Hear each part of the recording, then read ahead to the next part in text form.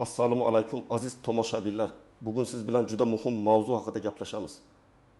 Agar siz nafaqaxo'r bo'lsangiz yoki oilangizda nafaqaxo'rlar bo'lsa, bu video aynan siz uchun. Chunki biz gaplashadigan ma'lumotlar aprel oyida sizning cho'ntagingizga qo'shimcha pul tushini ta'minlashda hal qiluvchi ahamiyatga ega bo'lishi mumkin. Hozirgi murakkab iqtisodiy sharoitda har bir so'mning qadr borligini bilaman.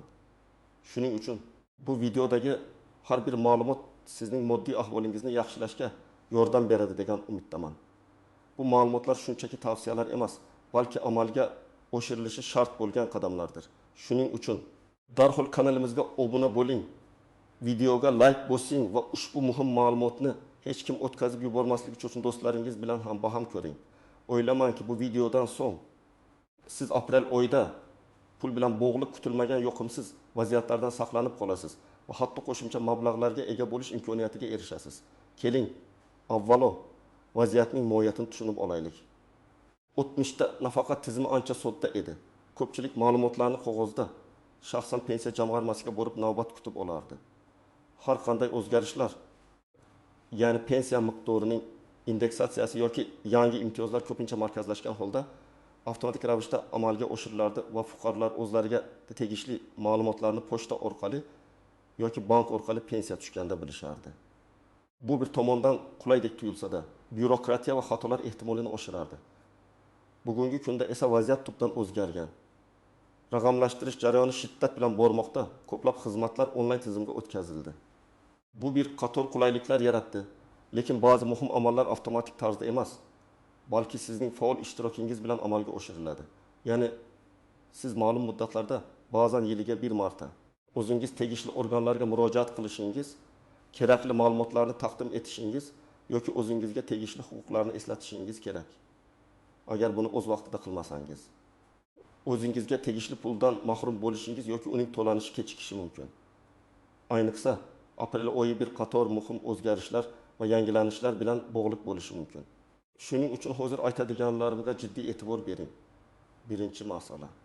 Pensiya miqdorini qayta hisoblash va indeksatsiyani tekshirish. Aprel oyi ko'pincha pensiya miqdorini qayta hisoblash va indeksatsiyasi uchun muhim davr hisoblanadi.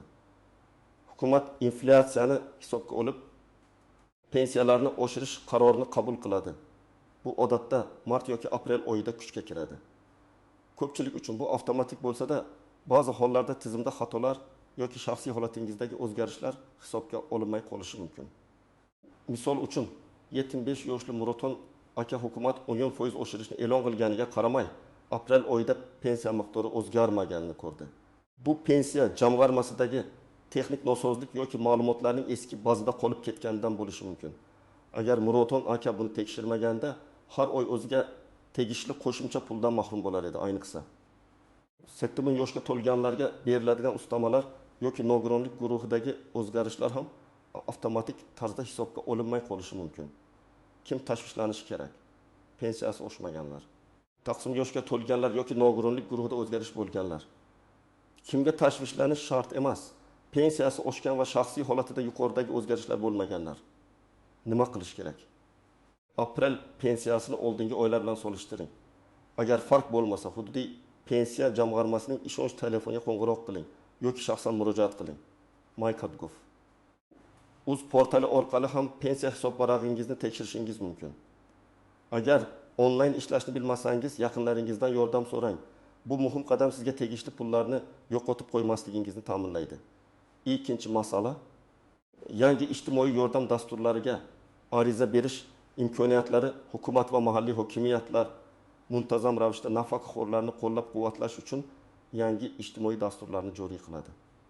Bu dasturlar ko'pincha ma'lum bir vaqt oralig'ida e'lon qilinadi va aprel oyi yangi imtiyozlar yoki moddiy yordam turlari uchun arizalar qabul qilishning boshlanish davri bo'lishi mumkin. Agar siz ushbu dasturlar haqida bilmasangiz yoki ariza bermasangiz, sizga tegishli bo'lishi mumkin bo'lgan qo'shimcha puldan mahrum bo'lasiz. Masalan, 71 yoshli Gulnora aya yolg'iz yashaydi va pensiyasi kam. Hukumat aprel oyidan boshlab yolg'iz yashovchi, kam ta'minlangan nafaqaxo'rlar uchun kommunal to'lovlarni qoplash bo'yicha yangi dastur e'lon qildi. Agar Gulnora aya mahalla raisi yoki ijtimoiy xodimga murojaat qilib, o'z vaqtida ariza bermasa, u har oyda minglab so'm tejash imkoniyatidan mahrum bo'ladi. Bunday dasturlar ko'pincha faqat ariza asosida taqdim etiladi. Kim tashvishlanishi kerak? Kam ta'minlangan nafaqaxo'rlar, yolg'iz yashovchilar, nogironligi bo'lgan shaxslar. Shuningdek, surunkali kasalliklarga chalinganlar bunday dasturlar haqida doimiy ma'lumot olishlari shart. Kimga tashvishlanish shart emas? Moddiy ahvoli yaxshi bo'lganlar. Nima qilish kerak? Mahallangizdagi ijtimoiy xodimga yoki mahalla raisiga murojaat qiling. Ular odatda yangi ijtimoiy dasturlar haqida eng so'nggi ma'lumotlarga ega bo'ladi. Ommaviy axborot vositalarini va MyPodgov uz portalidagi ijtimoiy himoya bo'limini kuzatib boring. Bu sizga qo'shimcha mablag'larga ega bo'lish yoki xarajatlaringizni kamaytirish imkoniyatini beradi. 3-masala. Ishlash yoki qaramog'idagi shaxslarni tasdiqlash. Ba'zi turdagi pensiyalar va nafaqalar, xususan bog'chisini yo'qotganlik pensiyalar, nogironlik pensiyalari yoki agar nafaqaxo'r o'zi ham ishlashda davom etsa, ma'lum bir vaqtlarda ma'lumotlarni qayta tasdiqlashni talab qilishi mumkin. Agar siz o'z vaqtida tegishli ma'lumotlarni taqdim etmasangiz, pensiya to'lovlari vaqtincha to'xtatilishi yoki uning miqdori noto'g'ri hisoblanishi mumkin. Aprel oyi ko'plab tashkilotlar uchun hisobot davri yakunlanishi bilan bog'liq bo'lganligi sababli aynan shu kabi ma'lumotlarni yangilash uchun eng maqbul vaqt hisoblanadi. Misol uchun 6 yoshli Dilshod aka pensiyaga chiqqaniga qaramay, yarim stavkada ishlashda davom etadi. U yangi ishga kirganida bu haqida pensiya jamg'armasiga ma'lumot berishni unutib qo'ygan.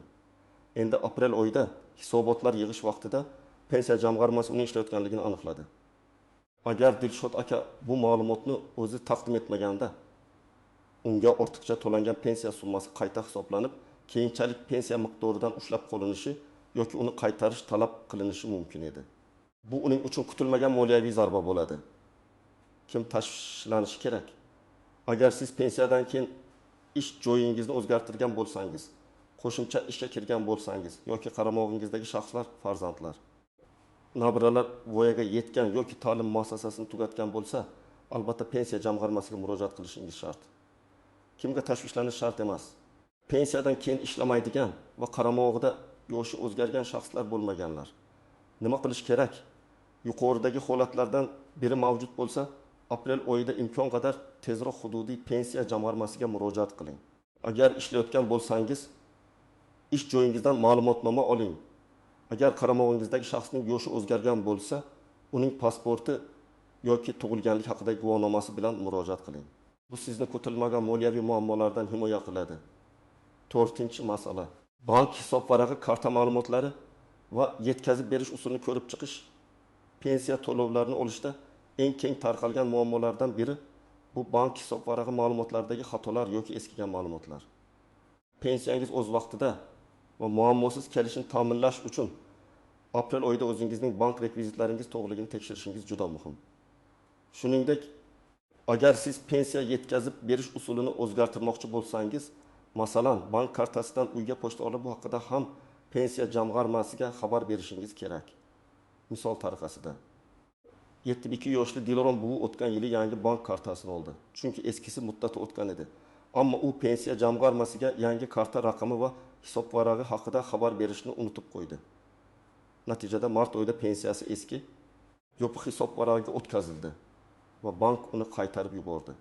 Agar Dilorom buvi o'z vaqtida pensiya jamg'armasiga murojaat qilib, yangi ma'lumotlarni bermasa, uzoq vaqt pensiyasiz qolishi mumkin edi. Pensiyani qayta yo'naltirish uchun ma'lum vaqt ketadi. Kim tashvishlanishi kerak? Bank kartasini o'zgartirganlar, bank hisob varag'i yopilganlar yoki pensiyani olish usulini o'zgartirishni xohlayotganlar. Kimga tashvishlanish shart emas? Bank ma'lumotlari o'zgarmagan va hozirgi pensiya olish usulidan mamnun bo'lganlar. Nima qilish kerak? Bank kartangizning amal qilish muddatini tekshiring. Agar u tugash arafasida bo'lsa, yangisini oling va pensiya jamg'armasiga xabar bering. Agar yetkazib berish usulini o'zgartirishni istasangiz, hududiy pensiya jamg'armasiga shaxsan borib ariza yozing. Pasport va yangi bank kartangizning rekvizitlarini olib boring. Bu oddiy qadamlar pensiya to'lovlarida kutilmagan uzilishlarning oldini oladi. 5-masala. Raqamli savodxonlik va onlayn portallar orqali murojaat qilishda yordam. Bugungi kunda davlat xizmatlarining aksariyati raqamli formatga o'tmoqda. MyPodgov. Uz kabi yagona interaktiv davlat xizmatlari portali orqali nafaqa pensiya miqdorini tekshirish, balki turli xil ijtimoiy nafaqalarga ariza berish ma'lumotnomalar olish ham mumkin. Agar siz bu onlayn imkoniyatlardan foydalanishni bilmasangiz, kelajakda ba'zi muhim imkoniyatlarni boy berishingiz yoki ma'lumot olish uchun ko'p vaqt va kuch sarflashingiz mumkin. Aprel oyi aholining raqamli savodxonligini oshirish bo'yicha turli tashabbuslar bilan bog'liq bo'lishi mumkin. Misol uchun 37 yoshli Sharif aka internetdan foydalanishni bilmaydi. Hukumat aprel oyida nafaqaxo'rlar uchun uyga telefon o'rnatish uchun subsidiyalar dasturini e'lon qildi. Lekin unga faqat mybank.uz orqali ariza berish mumkin edi. Sharif aka onlayn ariza berishni bilmagani uchun bu imkoniyatdan foydalana olmadi. Natijada u uyga tekin telefon o'rnatish imkoniyatini boy berdi. Kim tashvishlanishi kerak? Smartfon yoki kompyuterga ega bo'lib, lekin ulardan davlat xizmatlari uchun foydalanishni bilmaydiganlar. Kimga tashvishlanish shart emas. Onlayn portallardan faol foydalanuvchilar yoki shaxsan murojaat qilishni afzal ko'rganlar. Nima qilish kerak? Farzandlaringizdan yoki nabiralaringizdan mybank.uz portalida ro'yxatdan o'tishga va undan foydalanishni o'rganishga yordam berishlarini so'rang. Mahalliy pochta bo'limlarida yoki davlat xizmatlari markazlarida kompyuter savodxonligi bo'yicha bepul kurslar yoki maslahatlar tashkil etilishi mumkin. Ularning jadvali haqida ma'lumot oling. Bu sizning kelajakda pul bilan bog'liq qiyinchiliklardan saqlaydi va sizga ko'proq mustaqillik beradi. Aziz do'stlar, yuqorida aytilgan 5 ta muhim masalani ko'rib chiqdik. Ammo har bir qoidaning o'z istisnolari va ko'rmas jihatlari bo'ladi. Keling, ba'zi nozik nuqtalarga e'tibor qarataylik, chunki aynan shu mayda detallar ko'pincha sizni qiyin ahvolga solib qo'yishi mumkin. Birinchi istisno. Ba'zi mintaqalarda yoki maxsus shahar tumanlarda pensiya to'lovlari yoki ijtimoiy dasturlar uchun belgilangan muddatlar umumiy qoidalardan farq qilishi mumkin. Bu hududiy xususiyatlari bilan bog'liq bo'lishi mumkin. Shuning uchun har doim mahalliy pensiya jamg'armasi bo'limidan yoki mahalla fuqarolar yig'inidan aniq ma'lumotlarni so'rashdan erinmang. Umumiy qoidani eshitib, menga tegishli emas deb o'ylamang. Ikkinchi nozik nuqta. Bank hisobvaragidagi xatolar haqida gapirganda, nafaqat hisobvaraq raqamining noto'g'riligi, balki bankning yoki sizning bank hisobvaragingizga qo'yilgan cheklovlar ham to'lovlarni kechiktirishi mumkin. Masalan, agar sud ijrochi tomonidan hisobingizga blokirovka qo'yilgan bo'lsa, pensiya tushishi bilan bloklangan hisobga o'tkazilib, siz uni yechib ololmasligingiz mumkin. Shuning uchun pensiya kelmay qolsa, pensiya jamg'armasi bilan birga o'z bankingizga ham murojaat qilib, hisobingiz holatini tekshirishni unutmang. Uchinchi pitfall, yangi ijtimoiy dasturlarga ariza berishda ko'pincha sizdan juda ko'p hujjatlar talab qilinishi mumkin. Ba'zan bu hujjatlarni yig'ish jarayoni nafaqaxo'rlar uchun qiyinchilik tug'diradi. Shuning uchun agar siz biron bir dasturga ariza berishni rejalashtirsangiz, hujjatlar ro'yxatini imkon qadar oldindan oling va ularni to'plashni boshlang. Oxirgi daqiqaga qoldirmang.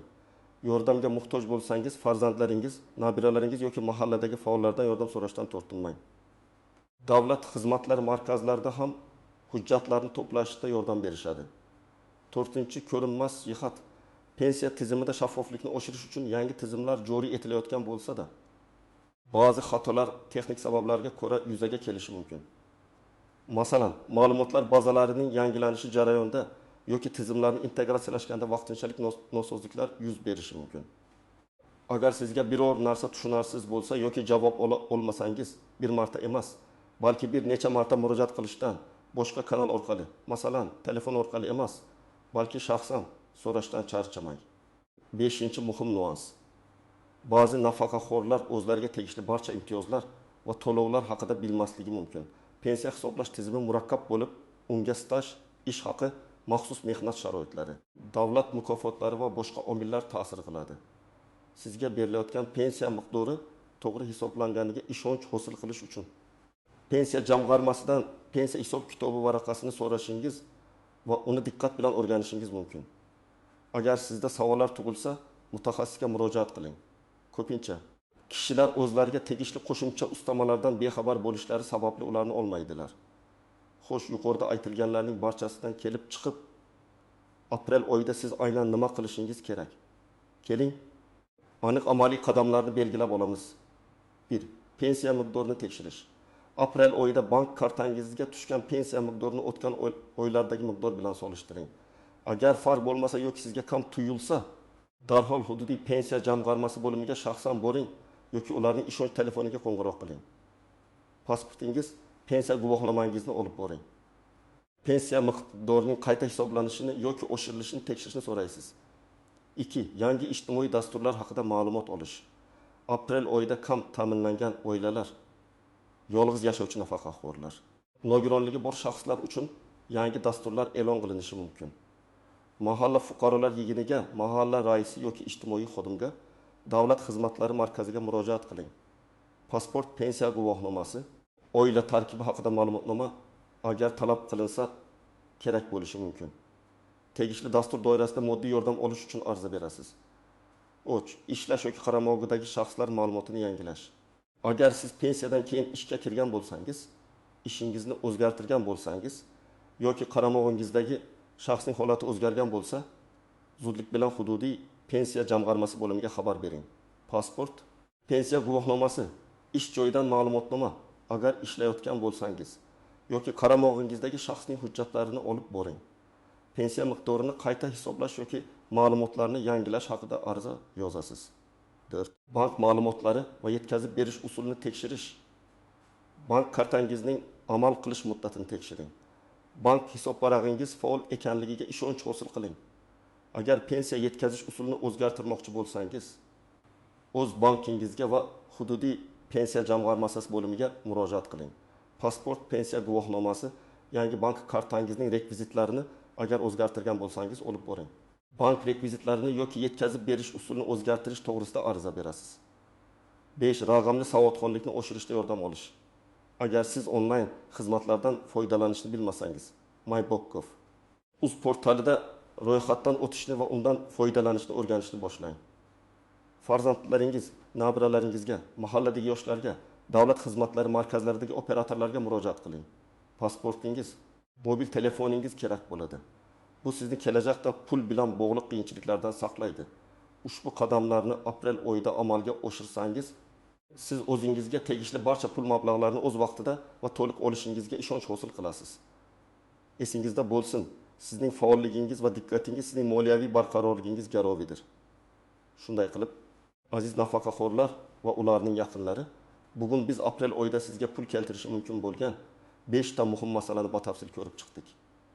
Pensiya miqdorini tekshirish, yangi ijtimoiy dasturlardan xabardor bo'lish, ma'lumotlarni o'z vaqtida yangilash, bank rekvizitlarini nazorat qilish va raqamli savodxonlikni oshirish, bularning barchasi sizning cho'ntagingizga qo'shimcha mablag' tushishini ta'minlashga yordam beradi. Unutmang, davlat barcha nafaqaxo'rlarga g'amxo'rlik qilishga intiladi. Ammo sizning o'zingizning huquqlaringizni bilishingiz va ularni amalga oshirishda faol bo'lishingiz juda muhimdir. Agar sizda bu videoga nisbatan savollar, takliflar yoki o'z shaxsiy tajribangiz bo'lsa, iltimos ularni izohlarda yozib qoldiring. Sizning fikringiz boshqa tomoshabinlar uchun juda foydali bo'lishi mumkin. Videoga like bosishni unutmang va kanalimizga obuna bo'ling. Chunki biz siz uchun doimo eng muhim va dolzarb ma'lumotlarni tayyorlaymiz. O'zingizni ehtiyot qiling va doimo moliyaviy jihatdan barqaror bo'ling. Keyingi videolarda ko'rishguncha